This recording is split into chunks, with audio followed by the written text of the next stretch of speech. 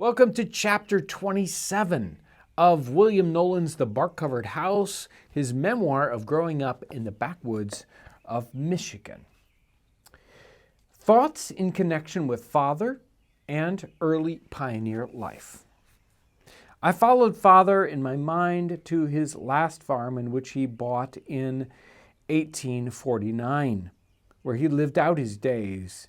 It was not cleared up as he wished to have it, and he continued to labor as hard as ever before, trying to fix it up to suit him and to get it in the right shape for his comfort and convenience. The soil was as good as the place he left. He raised large crops on it. One day I went to father and inquired for him, and mother said he was down in the field cutting corn. I went to him, and he had a splendid field of corn and was cutting it up. The sweat was running from him, and I told him that it was not necessary for him to work so hard, and asked him to let me take his corn cutter, as though I was going to cut corn. He handed it to me, and I said that I am going to keep this corn cutter. I want you to hear to me. Let us go to the house and get someone else to cut the corn. So we went to the house together. But it was impossible for me or anybody else to keep him from hard labor, although he had plenty. He'd become so inured to hard work that it seemed that he could not stop. And he finally got all of his farm cleared that he wanted cleared. A few of the last years of his eventful life, he let some of his land be worked on shares and kept his meadow land and pasture. He needed all of that, for he kept quite a stock of cattle, sheep, and horses, and took care of them himself most of the time, up to his last sickness. He was a great lover of good books, and he spent much of his leisure time reading. He did not often refer to the hardships which he had endured in Michigan, but often spoke of the privations and endurance of others. Thus, in his latter days, not thinking of what he had done, he seemed to feast on the idea that America had preceded such and such ones who had been benefactors and effectual workers for the good of our race. Most of those men who came here in the prime of life about the time that father came are gone. The country shows what they have done, but few consider it properly. Some know what it is then and what it is now, and know also that it has arrived at the exalted position it now occupies through the iron will, clear brain, and the steady, unflinching nerve of others.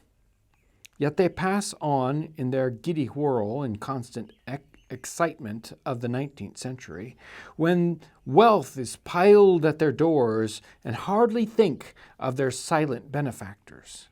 Who can think of what they have done and not feel their heart beat high with gratitude and admiration and love to the giver of all good, in that he ever raised up such a glorious people as some of the Michigan pioneers were? So enduring, so self-sacrificing, so noble. In fact, every element necessary to make beings almost perfect seemed concentrated in them.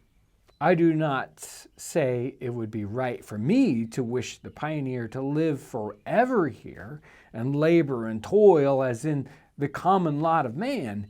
He might be surrounded by friends and loved ones and plenty of this world's goods, and have the time to look back upon his past life and see what he had been through and accomplished. He had gone into the forest, built him a house, cleared up a farm, and lived where a white man had never lived before.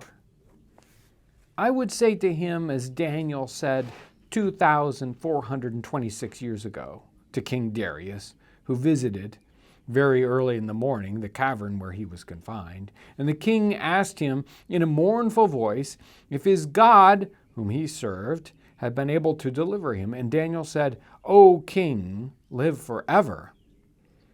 It has been the belief of good men in all ages of the world that they were going to have a better and happier existence in the future after this life had passed away. Darius had spent a restless and sleepless night fasting. No instruments of music were brought into his presence. His mind was too much troubled thinking of the prophet who lay in the lion's den, thinking how his faithful servant had been divested of his scarlet robe, golden chain, and office, and might be devoured by a lion. In the early gray of the morning, the king hurried to the cavern and cried out in a sorrowful voice to his friend and said, "Daniel, O Daniel, servant of the living God, is thy God, whom thou servest continually, able to deliver thee from the lions?" And Daniel answered the king and said, "O king, live forever. My God hath sent his angel and hath shut the lions' mouths." Daniel was aware that the king wished him no evil, but had set his heart on him to deliver him, and that he had labored hard to save him. He knew that the king had been caught in a snare which was set for him by crafty princes, that he had been persuaded by them to sign a decree, which, according to the law, could not be changed. It was gotten up through jealousy and envy for the purpose of taking Daniel's life. When Daniel heard the doleful voice of the king calling him, he answered, and with an honest heart exclaimed, "O king, live forever." This was not wishing, as some might suppose, that the king might live forever on earth in his natural or mortal state, or forever reign over his kingdom in this world, but this exclamation or acclamation was, "Live forever." As it was evident that he could not live long in this world, Daniel wished him a better existence in a future state. Man has not been able to find in this world the land of perpetual youth or spring of life. Nearly all of the veteran pioneers who had fought with the forests of Michigan and labored for themselves and others until they grew old and wrinkled and their heads were silvered over with gray have passed from the storms of life. They failed to find such a land as Ponce de Leon looked for in Florida in the year 1512. He was so delighted with the variegated flowers, wild roses, evergreen and beautiful foliage, and the fragrance of the air that he thought that these woods must contain the fountain of life and youth, and that must be the place upon earth where men can live and never grow old. When I was quite young, a few years after our settlement, I think it was the year 1838, Mr. Elijah Lord came and settled about 1.5 miles northwest of Father's. He came down with his oxen by Father's place to get small, hard maple trees out of the woods that he wanted to take home and set out on his place. He was then about a middle-aged man, and he set out the trees on both sides of the road, running through his place for about 80 rods in front of his house. And I asked him if he expected to see them grow up, and he said he did not set them out for himself, but for the benefit of other people, for the good of the generations that would follow him. Some years after that, I visited Mr. Lord in his last sickness, and he looked very much older than he did when he planted the trees. He looked careworn and sad. His locks were gray, and he was very feeble. He was fighting his last battle of life, and he soon went to that bourne whence no traveler returns. He was a good man and a deacon of the Presbyterian Church at Dearbornville at the time of his death. The hard maple trees which he set out are grown up to be large trees. When they leaved out, they have the most beautiful tops with the most perfect symmetry that could be imagined. They make splendid shade for the road, and in summer weather, when the rays of the sun were very hot, thousands have enjoyed walking under their protected boughs. The poor horses and the cattle that travel the road alike enjoy the benefit of those trees. The farmer, as he is going or coming from market and stops his team to rest under their shade, enjoys their cooling and refreshing influence. The pedestrians who sit down by the fence to rest his weary limbs takes off his hat and with his handkerchief wipes the perspiration from his brow. As he fans himself with his hat, he talks to his neighbor about the price of things and the beautiful shade that is around them and over them. Neither of them know anything about the benevolent man who over 35 years before set out the maple trees, whose shade they enjoy and which protects them from the scorching rays of the sun and makes them so comfortable.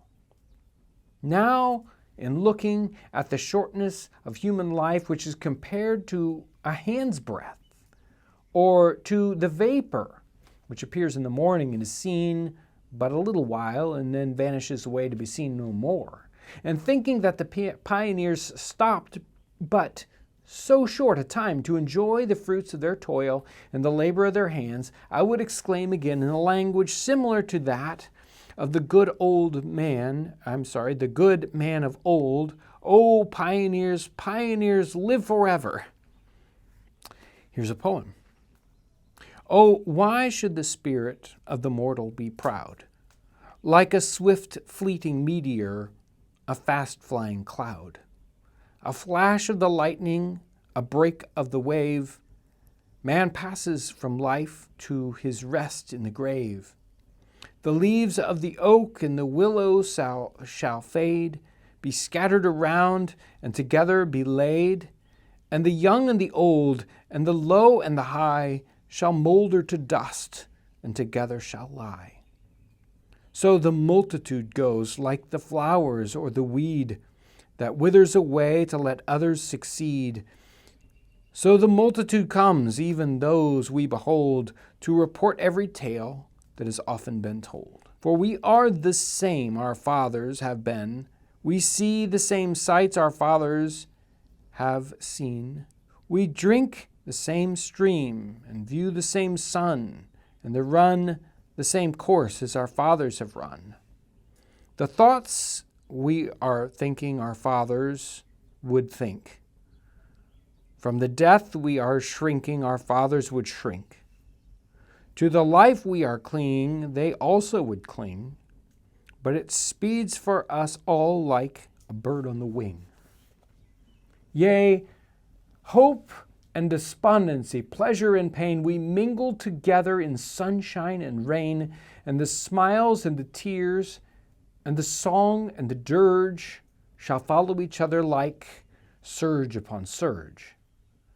'Tis a wink of the eye, 'tis the draught of a breath, from the blossoms of health to the paleness of death, from the gilded saloon to the bier and the shroud. Oh, why should the spirit of mortal be proud? It appears to me that it would be interesting to men who in the future shall live along the E-course and enjoy their beautiful homes and farms to know who were the brave, sacrificing, benevolent men who first settled the country and were a few of the many who had made the state of Michigan what it would be to them. I give together the names of some of those early worthies whom I have mentioned before in this sketch. They were the first settlers of the southeast part of the town of Dearborn. Their names are arranged according to the times of their settlement along and near the E-course, with the years and the seasons of their settlement in the wilderness. Joseph Pardee, fall of 1833. John Knowlin, spring of 1834. Asa Blair, fall of 1834. Henry Travis, summer of 1835. George Purdy, fall of 1835. Elijah Lord, about 1837 or 1838. Let these bright names be imperishable. Let them be indelibly written in letters of gold on leaves as white as snow and live in the light. Let them be handed down through the future ages in the archives and annals of the country until the end of time. Of the 6 whom I have mentioned here, only one survives. That is Mr. George Purdy. He lives on the E-course yet and owns a good farm in 1875. Recently, a wise man said to me, "We can engrave the names of our kindred and the friends of humanity upon stately monuments of marble, and they will crumble to dust and be obliterated and rubbed out by the hand of time. But if inscribed upon a flat surface of a written page, their names will live. Men of all ages have delighted to honor their heroes and to perpetuate their names. It is right to give honor, or to whom honor is due. We cannot tell how many of the names of the good and the great of the earth's true philanthropists are engraved upon tablets of dead stone, who have long since been forgotten and the knowledge of them lost in the past. The blight, mildew, blackness, and creeping moss of time have hidden their names from earth. How few in comparison to the many have been handed down to us in history. Whew! Wow. That was chapter 27. And we get William Knowlin here really diving into some philosophy. Really neat chapter. One that I'll probably have to read to myself many times over to understand exactly where he was going with some of those pieces, because there's some hidden gems in there.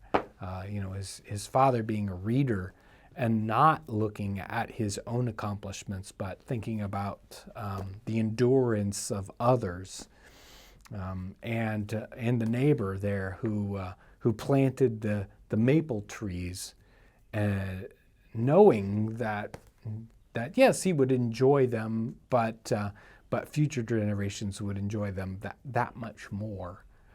So thank you so much for that. I hope you have a wonderful day, and thanks for watching.